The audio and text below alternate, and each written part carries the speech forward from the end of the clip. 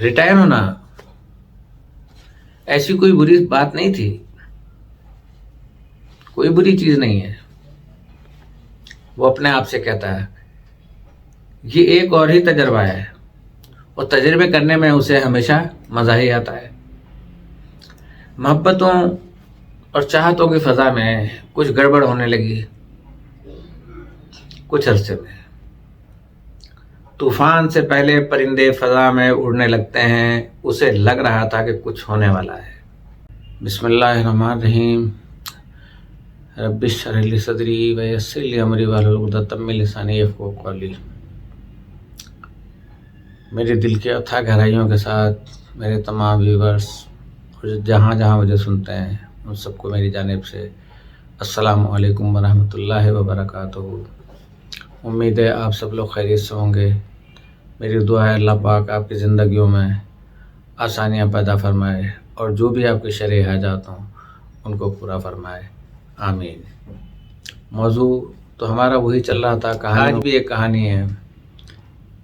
वो कहानी मेरे तमाम व्यूअर्स की है, जो जवान हैं उनके लिए भी, जो रिटायर हो चुके हैं उनके लिए भी है। आखिर जवानों ने भी रिटायर होना है किसी न किसी वक्त, तो ये सभी की कहानी है। तो हम शुरू कर देते हैं, और शुरू करने से पहले आपसे गुजारिश ये है कि प्रोग्राम को आखिर तक सुना करें, ताकि आपको प्रोग्राम सुनने में और उसका मॉरल जो है वो नज़र आना चाहिए कि इसका नतीजा क्या निकलता है। तो व्यूज़ तो करते हैं आप लोग, बहुत शुक्रिया आपका, लेकिन साथ ही साथ ये है कि आप अगर उसे पूरा सुनेंगे तो मेरे दिल को तक़वियत मिलेगी और आपके इल्म में इजाफ़ा तो मैं नहीं कह सकता, माशाल्लाह बाइल्म है, लेकिन हो सकता है कि किसी के लिए नई जहत इसमें से निकले और आप जो है ना अभी से होशियार हो जाएं, जो भी सूरत हाल हो। लिहाजा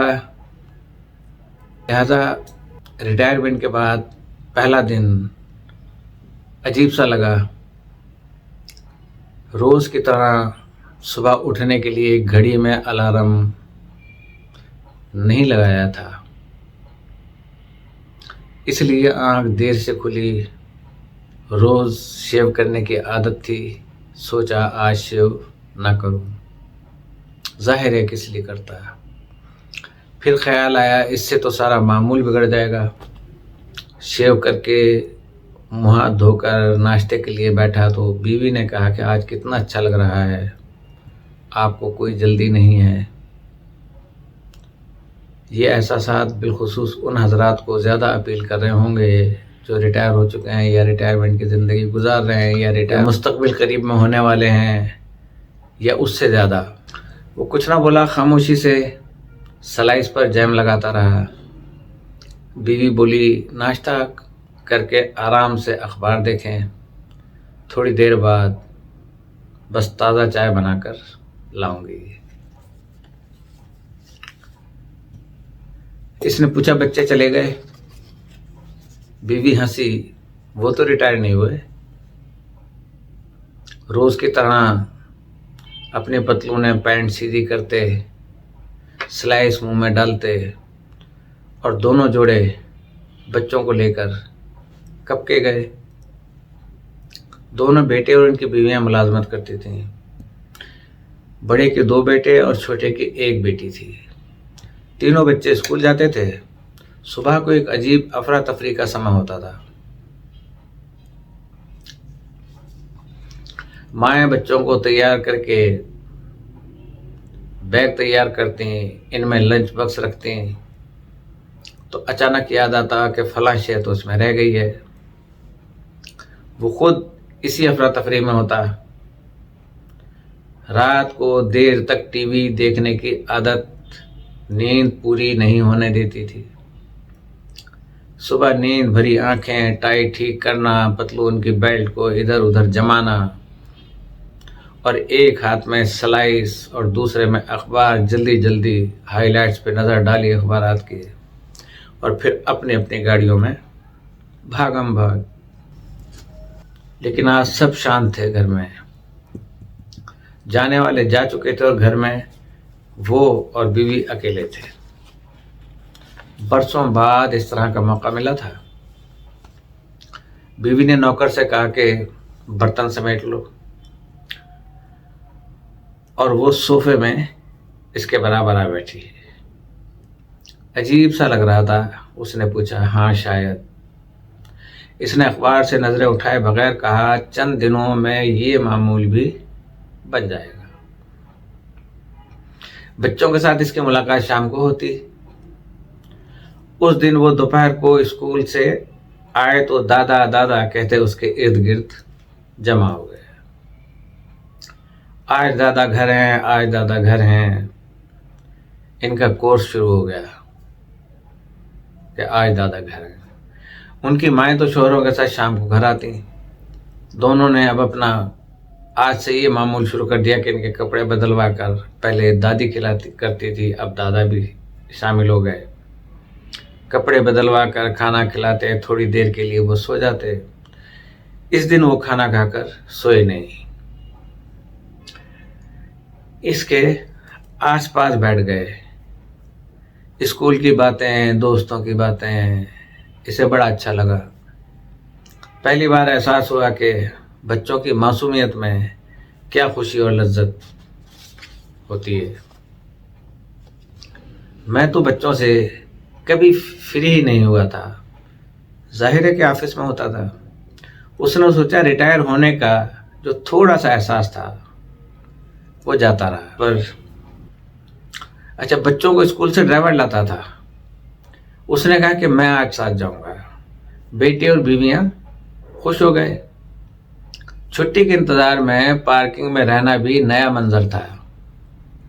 शायद कभी जब बच्चे छोटे थे वो कभी इनको लेने आया हो, वरना इनको भी ड्राइवर ही लाया करता था और इन्हें घर छोड़कर उसे लेने दफ्तर आ जाता था। पार्किंग के मनाजिर भी दिलचस्प थे। किसी किसी दिन बीवी भी साथ हो लेती। बच्चे दूर ही से दादा दादी की गिरदान करते हुए दौड़ते आते। ड्राइवर इनके बैग डिग्गी में रखता और पिछली सीट पर दादी से लटक जाते। रिटायर होना ऐसी कोई बुरी बात नहीं थी, कोई बुरी चीज नहीं है। वो अपने आप से कहता है ये एक और ही तजर्बा है, और तजर्बे करने में उसे हमेशा मजा ही आता है। मोहब्बतों और चाहतों की फजा में कुछ गड़बड़ होने लगी। कुछ अरसे में तूफान से पहले परिंदे फजा में उड़ने लगते हैं। उसे लग रहा था कि कुछ होने वाला है। कुछ दिन तो वो चुप रहा, फिर वो रह ना सका और बीवी से कहा, फजा कुछ बदली बदली सी लग रही है। बीवी चंद लम्हे चुप रही, फिर बोली, मैं कई दिन से चाह रही थी कि आपको बताऊं, लेकिन इस ख्याल से कि आप परेशान ना हो जाएं। चुप रही, वो खामोश हो गई। कुछ देर चुप रही, फिर कहने लगी कि दोनों यहां से निकलने की तैयारियां कर रहे हैं। वो चौंका, कहाँ की तैयारियां? बाहर जॉब ढूंढ रहे हैं। मैंने दोनों की बातें सुननी थी। एक दूसरी को कह रही थी यहां से जान छुड़ाने का एक ही तरीका है कि बाहर निकल जाए। वो हक्का बक्का रह गया। हमने इनको क्या तकलीफ दी है? तकलीफ क्या देना है? बीवी आहिस्ता से बोली, हमारा होना उन्हें खलता है कि हम साथ हैं। घर की फजा में एक अजब तरीका का खिंचाव पैदा हो चुका था। दोनों बेटों और बीवियों ने कुछ जाहिर होने ना दिया, लेकिन उसे इनकी इस हरकत से अजनबियत का एहसास जरूर होने लगा था। बीवी ने कहा कि हमसे जान छुड़ाने का एक ही तरीका है कि बाहर चले जाएं। यहां अलहदा हुए तो सब बातें बनाएंगे, लेकिन इन्हें हमसे क्या तकलीफ है? वो तकरीबन चीखते हुए बोला, मेरी पेंशन इतनी है कि हम दोनों आराम से रह सकते हैं, और ये सारी पेंशन घर में खर्च करता हूं मैं, इन्हें हमें क्या देना पड़ता है? लेने देने की बात नहीं है। बीवी कहने लगी, आजकल की हर लड़की ससुराल से जान छुड़ाना चाहती है। अब ससुराल अगर भरा हुआ हो तो एक बात समझ में आती है, लेकिन यहां तो सिर्फ एक ससुर और एक सास। मुझे यकीन नहीं आता। वो बोला, देख लेना। और उसने देख लिया। बड़े बेटे ने बगैर किसी हिचकिचाहट के कहा कि अब्बू जी, मुझे बड़ी अच्छी ऑफर मिली है, सब काम हो गया है, आप और अम्मी भी हमारे साथ चले हैं। उसने एक नजर बेटे को और फिर सारे घर को देखा। हम अब कहां जाएंगे? बीवी ने भी इस बात में सर हिलाया। बेटे ने लंबी चौड़ी बात नहीं की, हम तो अगले हफ्ते चले जाएंगे, आप लोगों का जब जी चाहे आ जाए। उसने बहू की तरफ देखा कि जो मस्कीन बनी बेटे के पीछे खड़ी थी, और सोचा कि ये जिंदगी भी अजब है। बेटियां पैदा करो, इन्हें पालो पोसो, फिर दूसरों के हवाले कर दो। बेटों को जवान करो तो दूसरी लड़कियों के हवाले कर दो जो इनको लेके चलती बने। हफ्ता पलक झपकने में गुजर गया। एयरपोर्ट पर बड़े ने छोटे भाई से कहा कि तुम्हारे लिए भी कुछ करता हूं। वो चौंका, तो ये दोनों अंदर से वाकई एक हैं और बारी बारी हमसे जान छुड़ाना चाहते हैं। वापसी पर वो उदास उदास सा था।